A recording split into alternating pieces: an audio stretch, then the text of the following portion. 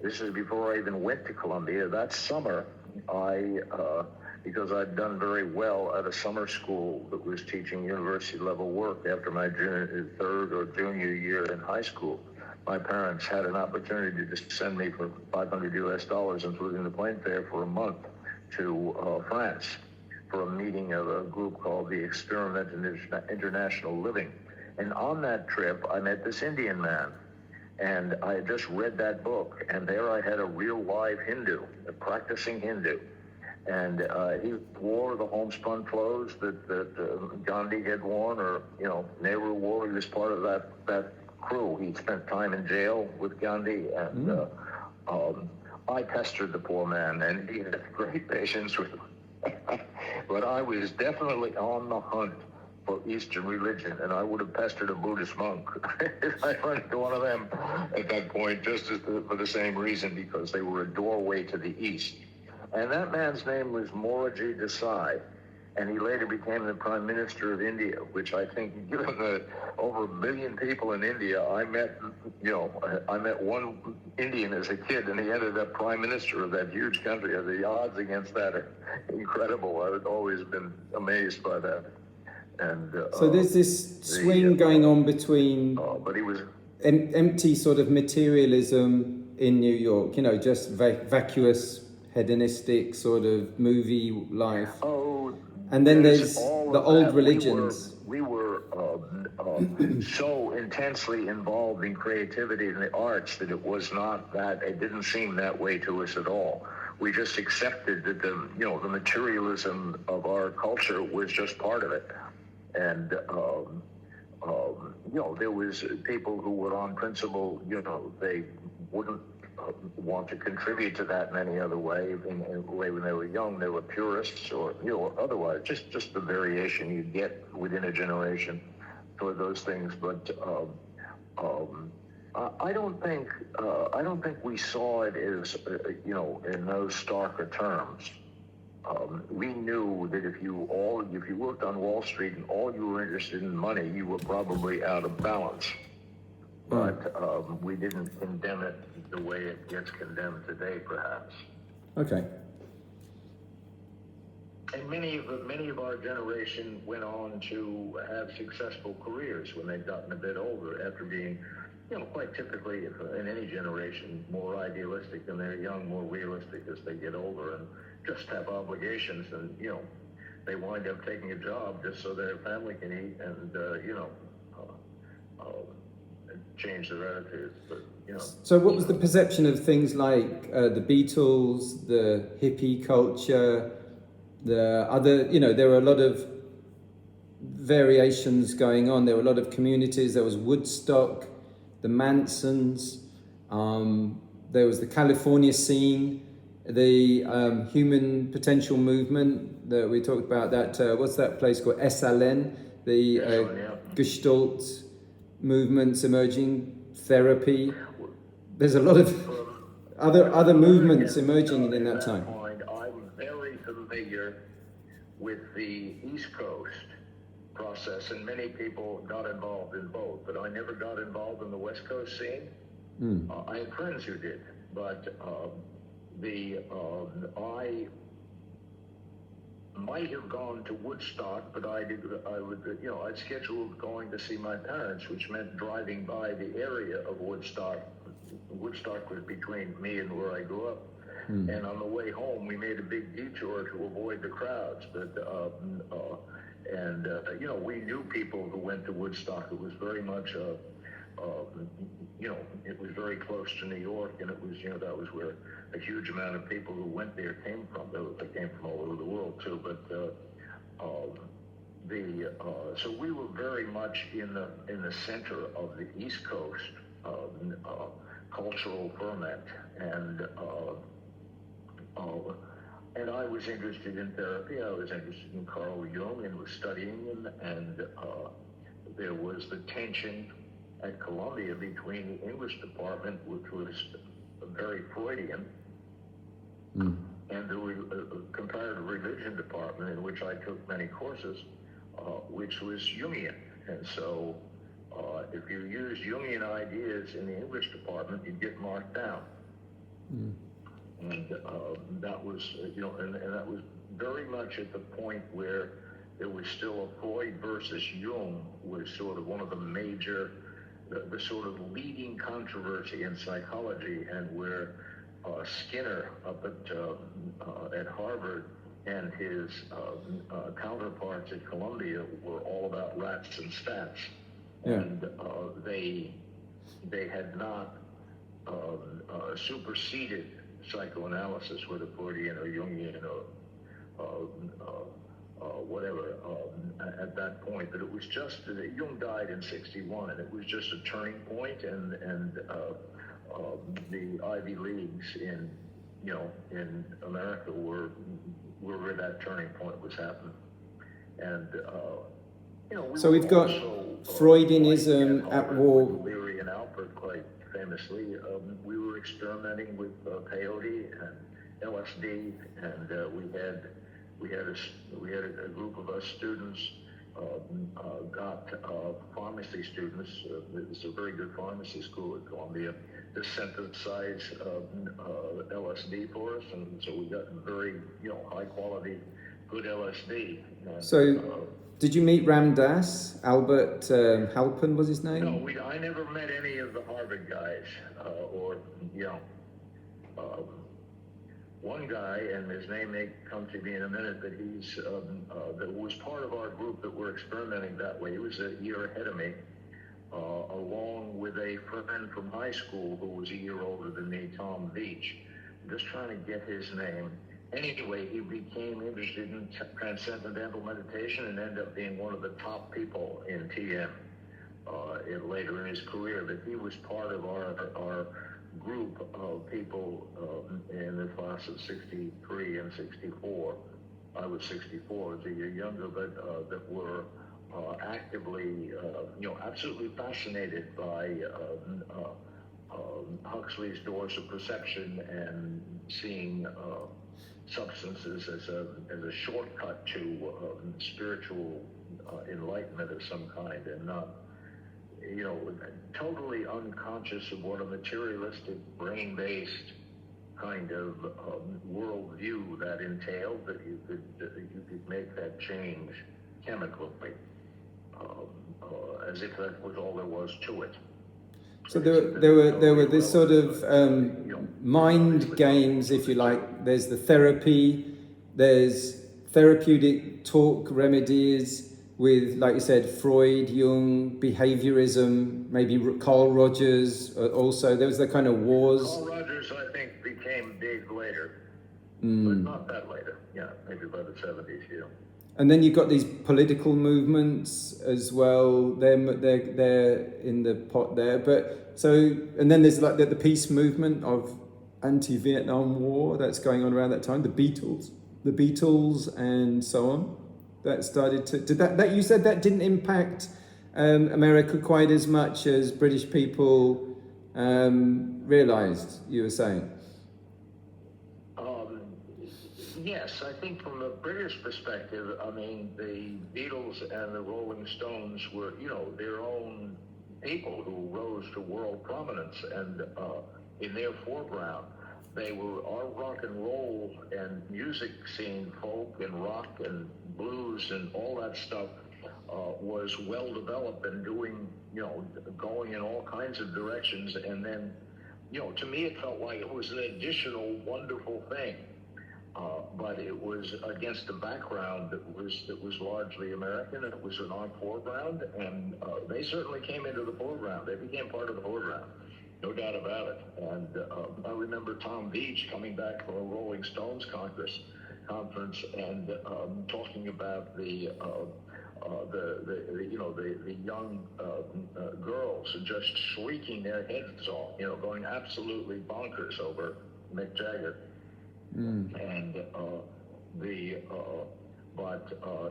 had the folk movement. I was very much in my foreground was Joan Baez and Bob Dylan. The young guys who were musicians in my class, even during freshman week, were standing around the student union playing guitar really well. I never met him, and I don't think I ever encountered him, but Paul Simon went to Columbia when I was there for a year or so, or something like that. But, there were a whole bunch of young Jewish guys in my class, and a certain percentage of them were very accomplished musicians, and what they were attracted to was folk. Many of them were classical musicians, being, coming from European families, but I can remember in my music class at Columbia, we had I think he was Jewish, but he was a refugee from Europe, the instructor was. And he could just demonstrate, he knew the whole, he knew just endless classical pieces. I mean, I don't know what percentage he knew, but he could just demonstrate as he was lecturing on the piano, by playing, snatches of this symphony and that, that thing and the other thing. And we discovered in our class was a kid who had perfect pitch. And so they got in an argument over which note was which. And once he realized the kid had perfect pitch, he had the sense to back off. The professor did. And that was a great moment. And I was sitting there thinking, what the hell? These guys are so far ahead of me with music. I couldn't believe it. But it was a time of great interest in folk music and in rock and roll. And there was that blending of black music, of gospel, and also, yes, we were all listening to Leadbelly and Lightning Hopkins and Big Bill Brunsey and Sonny Terry and Brownie McGee. I remember going to see Sonny and Terry Brownie McGee playing blues in a club on 4th Street. And you got this gospel. Came out with a song called Positively 4th Street. And you got this gospel influence as well with people like Paul Simon and Art Garfunkel. That song "Bridge Over Troubled Water" was originally a gospel song, I understood, but they made it more symphonic. I knew that, but I'm not going into shock knowing the song very well. Yeah. So I'm interested about that transcendence part, and also the role that you see of meditation, as particularly in your latter years, reviewing back and being able to sort of have a bigger picture, and the role of philosophy. You're often talking about Edmund Husserl, Kant, and other big names, and all the Germans and the Romantics, but being able to sort of see it in a bigger perspective at a distance, what the role of meditation that you've been practicing in Australia in later years. Okay, what I didn't get when I was younger, I didn't get the necessity for practice. And so it wasn't until I came to Australia in the mid-70s, I came here in 76, I met a man who was teaching meditation based on an Indonesian sect called Sumara. It's not unrelated. It's not completely unrelated to Subud. It's both.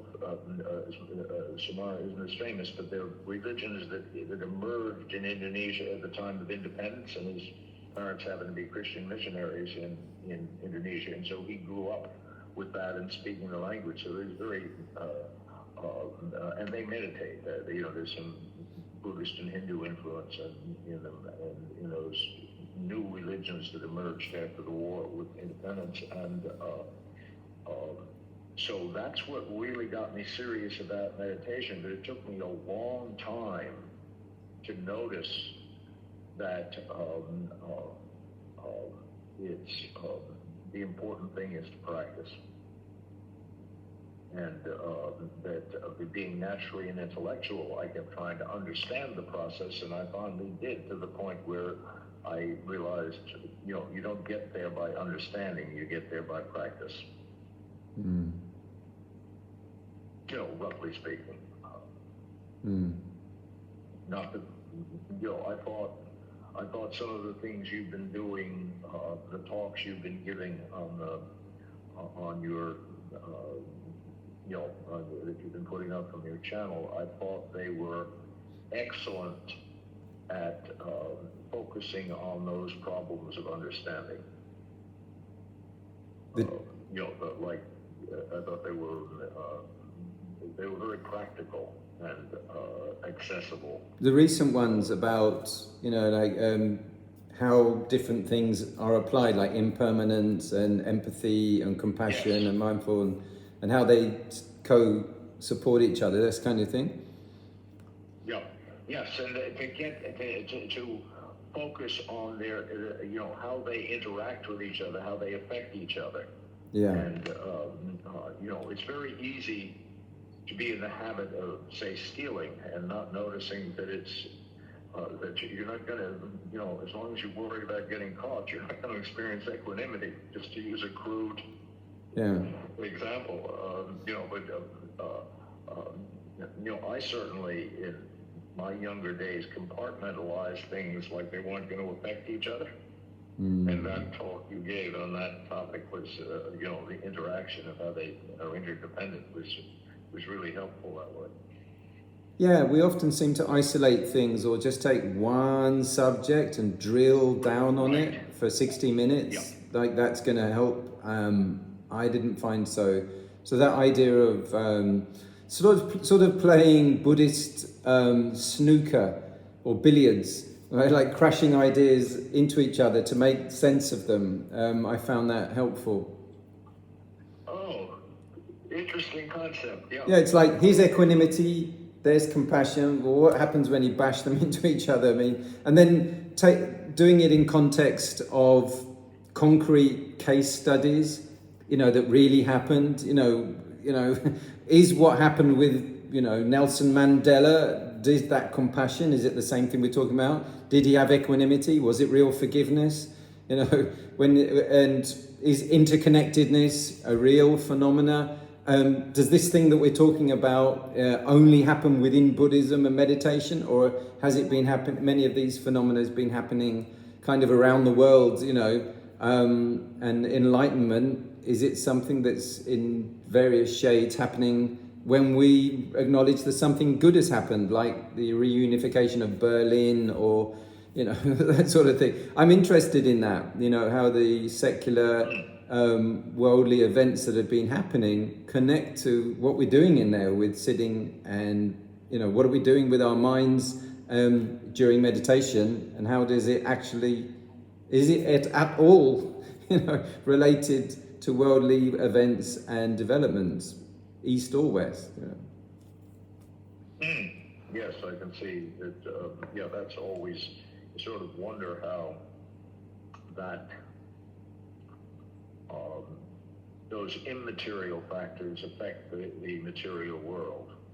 Yeah. Because I don't think there's a complete lack of interaction. And arguably it's vitally important. I think there's a naive belief that you can, I think it's naive to think that you can reliably control physical reality, with mental things. I think sometimes that, I think there's a middle ground there, and I think there's times when you just can't, when the tsunami comes, and that's that. Do you see that in your own practice? Do you see kind of alignments with changes that are happening within you via practice? Yes. Echoed, yes, I see things, reflected. I see things. Jung called them synchronicities, where they are not connected in physical causality, but they are connected in meaning. So the classic example in Jungian psychology was he was sitting in his office working with a client who was talking about a dream about a particular beetle that's common in Zurich, and they didn't have air conditioning in those days, and as the dreamer is relating the dream about the scarlet beetle, the same beetle, the exact species of beetles, flies in the open window and lands on it. That was so powerful, a coincidence that Jung, it really got Jung's attention. The other way of explaining it was done by a scholar who remained Christian, but he spent most of his time in Tehran, in Iran, studying Shiite mysticism by the name of Henry Corbin, who's a Frenchman. And he gave talks at the Aronnax Institute, which is a place that was an annual Jungian meeting of intellectuals that were not, it wasn't like an internal Jungian event. It was where the Jungian world opened to whoever some of the most interesting thinkers that had something relevant to say to Jungian thought. And so he called that, he went on basis of Ibn Arabi, the basis of his understanding of Ibn Arabi, called it imaginal causality. And